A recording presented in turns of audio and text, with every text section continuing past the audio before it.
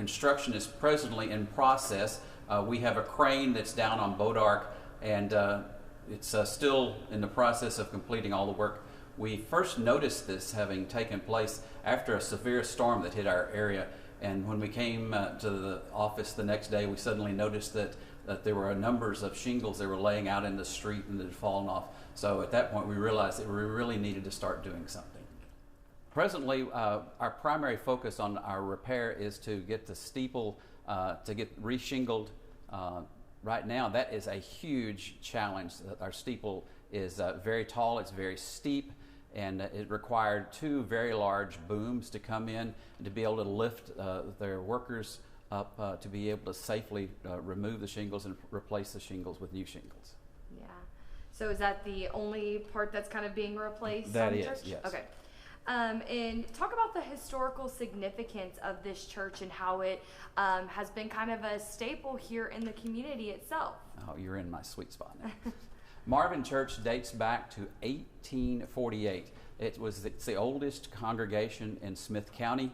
Originally, the church was founded as a part of a community service down at the courthouse, which was a log cabin structure in 1848. Sometime later, the church moved to the livery stable.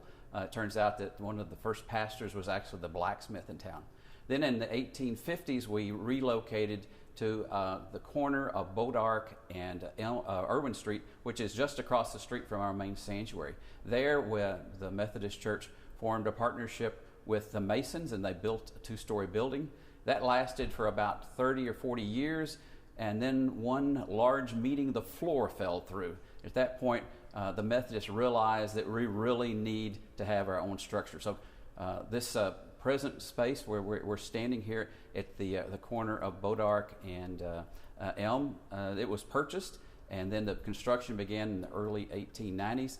The church changed its name at that point and became Marvin Methodist Episcopal Church South. And so we have been in this historic sanctuary since the early 1890s.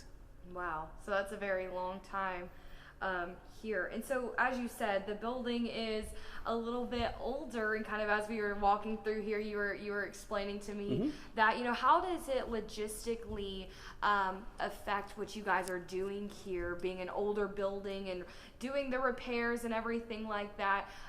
So how is that, being done? And especially it being financially? Yeah.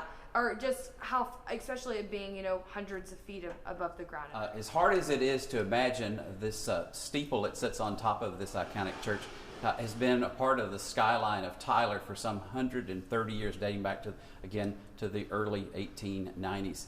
The steeple has been a beacon of hope to our community, and it serves to welcome our worshipers each Sunday morning.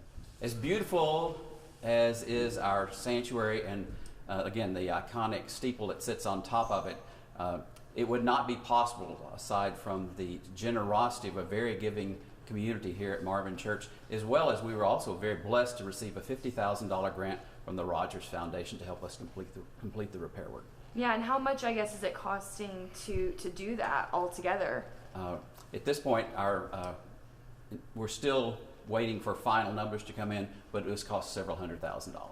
Yeah, so it's been a financial thing too to try to get this all finished. It has been a challenge. We were fortunate. We have a special fund called the Eternal Flame Fund, and we used that for the last 2 years to receive pledges and contributions to help support the repair.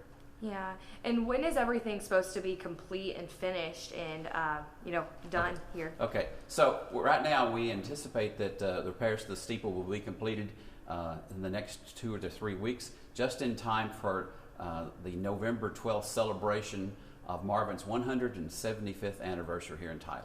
Oh. Earlier this year, 2 of our church's trustees climbed up into the steeple just to examine it as a part of their ongoing responsibilities.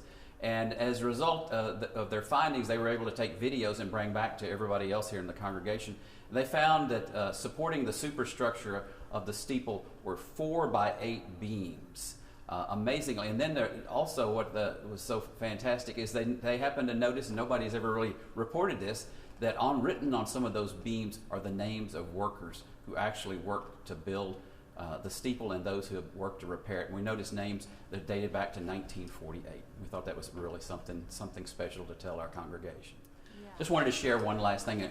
In the Old Testament, in Proverbs 18:10, we find these words: "The name of the Lord is a strong tower.